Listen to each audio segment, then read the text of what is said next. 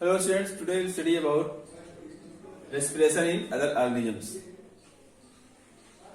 So in earlier video we have studied about types of respiration, uh, respiratory system in human beings, breathing mechanism. Now this is the last video in which we will study about the respiration in other organisms such as amoeba, insects. Amoeba means single cell organisms, insects and cockroaches. Cockroach, that is also insect. Earthworm, fish, plants. So as you know, amoeba is a single cell organism. In amoeba, its body is irregular, something like this. So in amoeba, respiration takes place by the process of diffusion. By the process of diffusion. By this process, from the atmosphere, oxygen enters in its body according to the requirement, and whatever waste material is there, means that is carbon dioxide. That carbon dioxide is also diffused from the body into the atmosphere, because here concentration increases of carbon dioxide, then it moves to the outward.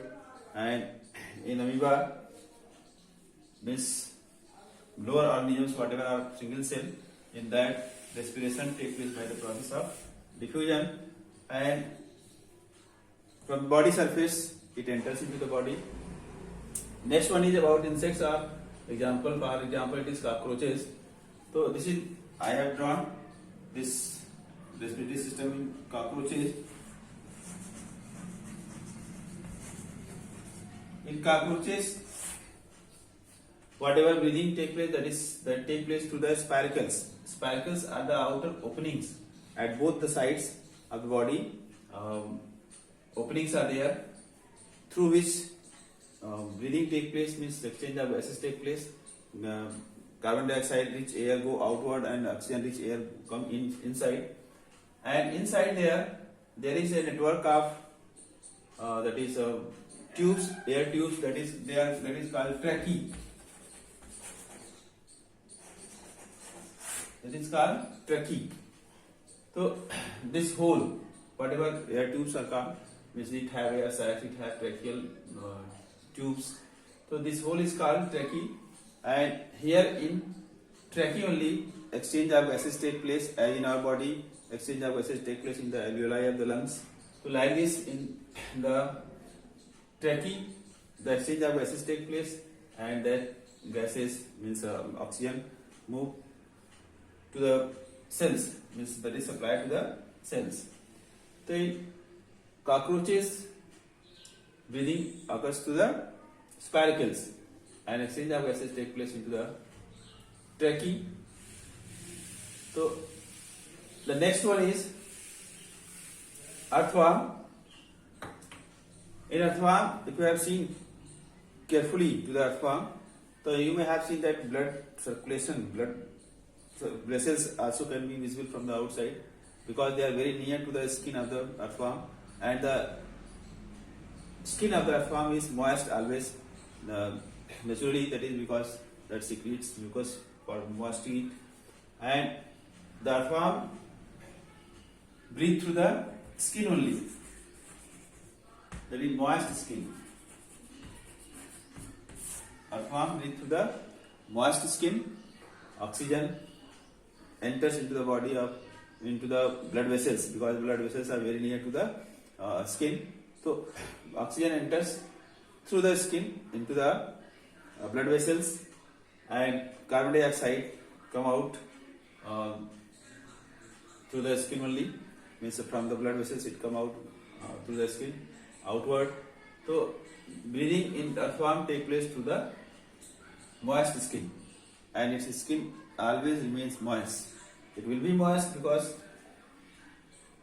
on moist skin, for breathing the skin must be moist, and naturally it has capability to keep the skin moist. So in earthworm, breathing take place through the moist skin. In fish, if you have seen fish, so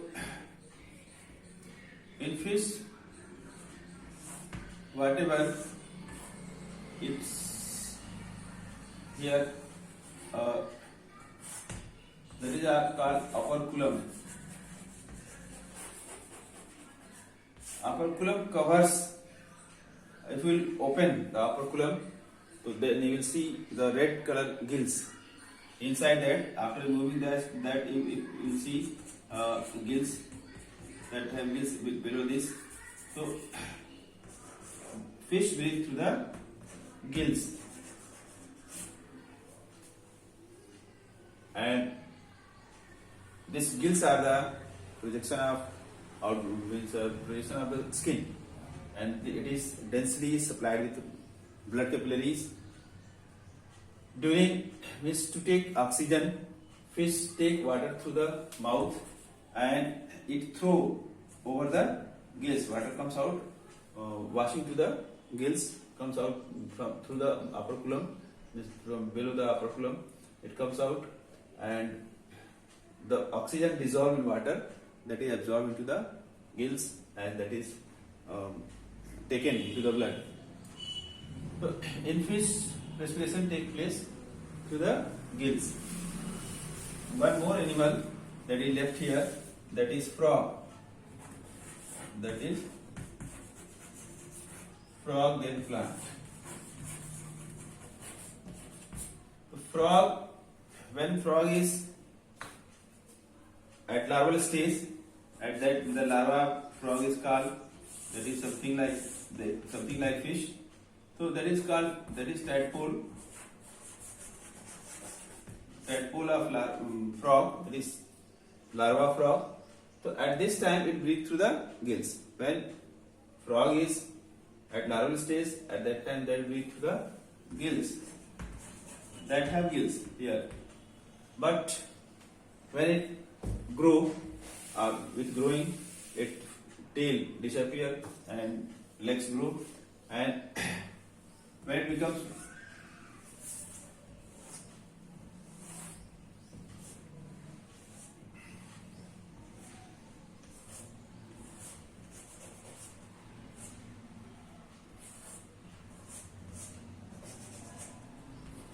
so frog, at this time frog breathe through lungs. It have lungs, frog also have lungs, and but when it is in the water, at that time they breathe through the skin. Means it have facility of breathing through the lungs, through the skin, and in the larval stage through the gills. So that's why sometimes frog, when it go inside the water, for a long time it remain. If you near the pond, if you see any frog, and if that will jump into the water, so for a long time it will wait, then also that will not come out, because inside the water also that have facility to breathe through the skin. So that will not suffocate in the water, and that will easily live into the water. And when it is outside the water, at that time that breathe through the lungs. But human beings cannot remain in water for a long time, because they have facility for breathing through the the respiration take place through the lungs only. So frog have other three facilities: in larval stage through the gills, and in the adult stage through the lungs and through the skin, moist skin. So breathing take place in the frog through the skin and through the lungs, means respiration take place through the lungs. In plants, whatever plants are there, so in plants respiration take place through the stomata,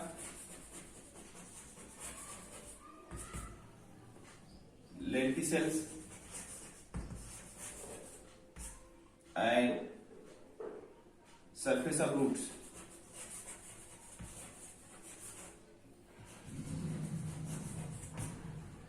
So in plants, different part breathe from different organs. Like leaf breathe through the stomata. In stomata, taking in oxygen and throwing out carbon dioxide take place. Means during respiration, during photosynthesis, whatever that is taking in carbon dioxide and throwing out oxygen take place through the stomata. It means exchange of gases in leaves take place through the stomata. Although during respiration, whatever carbon dioxide they release that do not come out, that is utilized during the day by the process of photosynthesis. But in the night, the carbon dioxide comes out through the stomata and oxygen is taken. So exchange of gases take place in the leaf through the stomata, and in the stem, whatever stem, thick stem are there, in that a special type of tissues are found that they are called lenticels. So by these lenticels, the breathing in stems take place. In the roots, whatever roots are there, they spread in between the soil and they take oxygen present in between the soil particles. So breathing in the roots take place from the surface of the roots. Root hairs, they are very fine structures. They spread into the in between the particles of the soil, and the air present, means whatever oxygen is present in between the soil particles, they take. That's why it is said that we should not water too much to the soil, because that displaces the air present in between the soil particles. So root will not get sufficient oxygen. So in plants, breathing takes place through the stomata, through the lenticels, and through the general surface of the root. So this was about this chapter. Now